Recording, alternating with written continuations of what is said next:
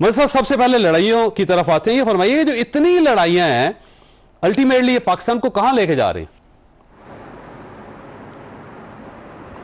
शुक्रिया चौधरी साहब। पहली चीज़ तो ये कि ये वो पाकिस्तान नहीं है जो कायद आज़म का पाकिस्तान, जो कायद आज़म ने विजुलाइज किया था पाकिस्तान, एक डेमोक्रेटिक पाकिस्तान जहाँ रूल ऑफ लॉ हो, जहाँ फ्रीडम ऑफ एक्सप्रेशन हो।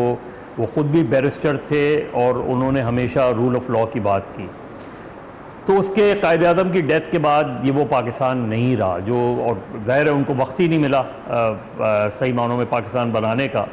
तो हमें जो पाकिस्तान मिला, यानी मैं अपने आप को कह सकता हूँ कि मेरी जब पैदाइश हुई तो उस वक्त उस मुल्क में मार्शल लॉ लगा था, और ये उससे पहले का पीरियड देख लें, मुझे हैरानगी होती है और कभी कभी मैं बहुत सोचता हूँ कि जो पहले पाकिस्तान के पहले 10 साल हैं, आप उन पहले 10 सालों को अपने पड़ोसी मुल्क के पहले 10 सालों से मवाजना कर लें, आपको अंदाज़ा हो जाएगा कि हमारी कोई सिमत नहीं थी और हमारे पड़ोसी ने अपनी सिमत का तयन कर लिया था कि हमें किस डायरेक्शन में जाना है।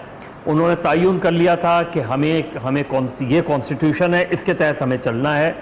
डेमोक्रेसी, पार्लियामेंट्री डेमोक्रेसी हमारी लाइन होगी, उस पार्लियामेंट्री डेमोक्रेसी पे हमें चलना है। और उन 76 सालों में हमारे पड़ोसी मुल्क में सिर्फ एक बार इमरजेंसी लगी और हमारे यहाँ 4 बार मार्शल लॉ लगे। हमारे यहाँ ये डिसाइड नहीं हो सका कि प्रेसिडेंशियल फॉर्म ऑफ गवर्नमेंट सही है कि पार्लियामेंट्री फॉर्म ऑफ गवर्नमेंट है। हम ये तय नहीं कर सके कि जो मेजॉरिटी प्रोविंस है, बंगालीज हैं, उनको हुकूमत हम देने को तैयार नहीं थे। इसलिए 54 में हमने उनकी सूबाई असम्बली में जगतू फ्रंट की 2/3 मेजॉरिटी आई, हमने वो असम्बली तोड़ दी। तो हमने डायरेक्शन अपनी सेट नहीं की। तो जब डायरेक्शन आप नहीं सेट करते फिर अनार्की होती है, और इस वक्त जो आपको सूरत हाल लग रही है वो अनार्की की सिचुएशन लगती है, जहां हर इंस्टीट्यूशन में, रियासत के हर सतून में खला है और एक फ्लॉ है, और इसी वजह से आपको ये नजर आता है कि हर तरफ लड़ाई हो रही है। अब ये वैसे अतर काज़मी साहब आपकी तरफ आना है, ये वाकई लड़ाई सिर्फ सियासतदानों के अंदर नहीं रही। अब देखें ना, जो अफवाज पाकिस्तान के लोग जो हैं वो थानों पे हमले कर रहे हैं। अब थाने के लोग जो हैं वो उनके साथ लड़ रहे हैं बाकायदा सड़कों के ऊपर। फिर लाहौर हाई कोर्ट का एक पड़ा शुरू हो गया इलेक्शन कमीशन के साथ, इलेक्शन कमीशन का शुरू हो गया उनके साथ। फिर अदालतें एक दूसरे के साथ लड़ रही हैं, जज एक दूसरे के साथ लड़ रहे हैं, पाकिस्तान तहरीक इंसाफ सबके साथ लड़ रही है सर। तो ये इतनी लड़ाई जो है कहाँ मुल्क स्टैंड करे?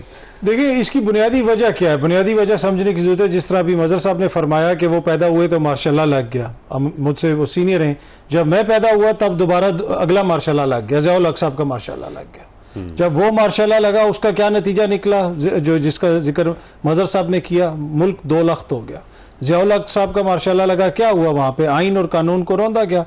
इस मुल्क को हेरोइन कल्चर, यहाँ पे दहशतगर्दी, क्लशनकोफ कल्चर, जो कुछ मिला वो आज तक उसका खमियाजा हम भुगत रहे हैं। आगे दोबारा भी और भी मिसालें मैं दे सकता हूँ। कहने का मकसद ये है कि जब आइन और कानून के ऊपर अमल दरामद नहीं होता, अमेरिका जैसे माशरे के अंदर भी अगर आप कानून की अमलदारी खत्म कर दें तो वहाँ पे भी कैओस हो जाएगा, वहाँ पे भी एक दूसरे के साथ लड़ेंगे। ये नहीं है कि मगरिब में जो है इदारों के अंदर तनाव नहीं होता, इदारों के अंदर तनाव होता है, हर कोई अपनी स्पेस बनाने की कोशिश करता है, लेकिन उनको पता होता है कि ये बाउंड्री है, लेकिन रिजॉल्व की तरफ जाते हैं, ये रिजॉल्व की तरफ जाते हैं। ये हमें जो कुछ कायदे कानून है उनके तहत हमें चलना पड़ेगा, क्योंकि हमारी ताकत, किसी की भी ताकत एक माशरे के अंदर, एक डेमोक्रेसी के अंदर, चाहे कोई इदारा हो, कोई शख्स हो, कोई और इलेक्टेड बंदा हो, उसकी ताकत को कौन क्या चीज गारंटी करती है? आइन और कानून। अगर उसकी अमलदारी हो तो ये आप देखेंगे कि तनाव जरूर होगा, लेकिन इस लेवल पे लड़ाइयां नहीं आएंगी कि जो अनफॉर्चुनेट वाकयात का आपने जिक्र किया, एग्जीक्यूटिव और अदलिया के जो मामला आते हैं वो भी आपने देखे। तो मेरे ख्याल में बुनियादी वजह यही है कि हमने एज ए कौम, मैं किसी एक सियासी जमात, किसी एक इदारे या किसी एक जो सेगमेंट ऑफ सोसाइटी को ब्लेम नहीं करूंगा, सब ने इसमें अपना अपना हिस्सा डाला है। हमने एक फैसला करना है कि या तो हम इसी तरह लड़ते रहेंगे उस खानदान की तरह जिसका आपने शुरू में जिक्र किया और तबाह हो जाएंगे, या फिर हम एक खानदान बनेंगे, अपने इख्तलाफात के बावजूद महज़ब तरीके से जो है चलेंगे। जब तक हम ये फैसला नहीं करेंगे चौधरी साहब, मुल्क के लिए कुछ हम बेहतर नहीं कर सकते। प्रेस साहब, आपसे भी यही सवाल है कि अल्टीमेटली ये लड़ाई पाकिस्तान को खा रही है। और कोई एक जगह भी ऐसी नहीं है जहां पे हम ये कहें समझें कि दो इदारे एक दूसरे के साथ मिलके चल रहे हैं। हर इदारा एक दूसरे के खिलाफ है। सियासी जमातों के दरमियान तो था ही, लेकिन अब सियासी जमातों के अंदर भी ठीक ठाक किस्म की खौफनाक लड़ाई, बाहर भी अंदर भी। तो ये किस साइड पे जा रहा है पाकिस्तान? बहुत शुक्रिया चर साहब। लड़ाई का मसला आज का नहीं है, ये तो इस सब कॉन्टिनेंट की तारीख है कि कभी ये एक मुल्क की हैसियत से था ही नहीं। ठीक, इसमें जनाब छोटी छोटी स्टेट्स, राजे महाराजे, और उस वजह से हमेशा जो भी इन्वेडर आया, वो नॉर्थ से आया या साउथ से आया, वो इन्वेडर ने आके यहाँ हज़ारा साल हुकूमतें की, लेकिन इस सब कॉन्टिनेंट के हम लोग फिर भी नहीं सीखे। उस हिस्टोरिकल जेनेटिक बेस के ऊपर पाकिस्तान बना, वही कंटिन्यू किया। और अनफॉर्चुनेटली जब कोल्ड वॉर की हाइट थी, सुपर पावर्स के साथ अलाइनमेंट थी, प्रोबेबली पाकिस्तान वाहिद मुल्क था जो अनफॉर्चुनेटली डिसमेंबर हुआ। और वजह क्या थी? वही लड़ाई।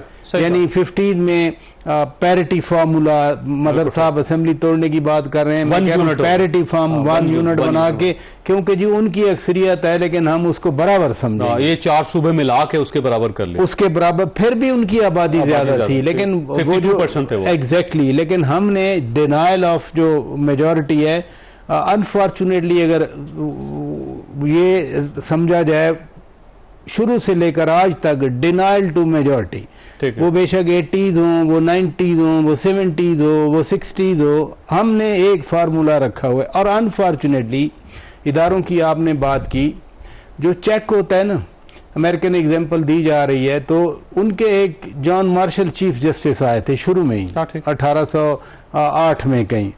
John Marshall chief justice of United States, उसने एक डायरेक्शन सेट की, उसने कहा no and no mean no.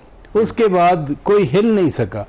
Unfortunately यहाँ जस्टिस मुनीर का जो फैसला था 1954 का, उसने हमें कहीं का नहीं छोड़ा। और वो पता नहीं नजरिया जरूरत एक आया था जब आसमा जिलानी केस था, उसमें याह्या खान के बाद कहा गया कि ये इन्होंने धी द जुजर पर, अदरवाइज सलाम किया गया जो भी पावर थी जब भी पूरी हमारी तारीख में। तो इदारों का स्ट्रांग ना होना, आइन से तजावज़ करना, एक अजीब सी हम उस कश्मकश का शिकार रहे कि हमने कभी भी, वो बर्नार्ड शाह ने कहा था कि we learn from history that we learn nothing from history. At least हमने 76 सालों में हमने तारीख से सबक नहीं सीखा।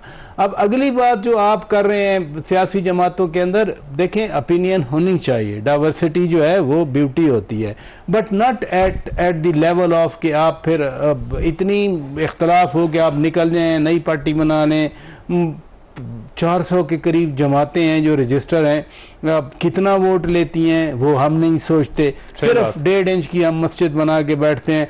वजह सिर्फ वही है कि एक अजीब सी अंदर एक इगोइस्टिक जीन्स हैं इस पूरे एरिया में, और उसका काबू कैसे किया गया है। मसलन इंडिया के पर्सपेक्टिव में एक जमात उभरी, वो फंडामेंटलिस्ट जमात है, राइटिस्ट है, उसने थ्रू हुक एंड क्रुक बराबर करके रख दिया। सिमिलरली चाइना है फॉर एग्जांपल, वो एक पार्टी है, वो जनाब अभी हु जुनताओ का आपने देखा उन्होंने क्या असर किया, एक एक्स प्रेसिडेंट है, उन्होंने स्ट्रिक्ट कंट्रोल रखा है।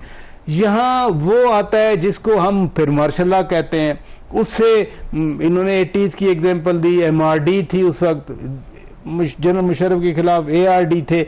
हम जमहूरियत की तरफ आ जाते हैं, जब जमहूरियत आती है तो हम फिर जमहूरियत जो है वो आगे नहीं बढ़ाते, जो प्रिंसिपल्स हैं डेमोक्रेटिक। सही बात है, वो कहते हैं जमहूरियत मांगते हैं, जमहूरियत देने के लिए तैयार। एग्जैक्टली, पार्टियां जो सब कहते हैं जी हमारा जमहूरी हक है, लेकिन अगर उनसे पूछा जाए कि जनाब ये जो है एक बाप के बाद बेटा, बेटे के बाद बाप, और ये सारा जो सिलसिला चला रहा है, बंदियाती सिस्टम भी चलने देते हैं, बंदियाती सिस्टम भी चला, तो वो जमहूरियत जो है वो लेने के लिए तैयार होते हैं, देने के लिए तैयार नहीं। तो छोटी सी ब्रेक के बाद दोबारा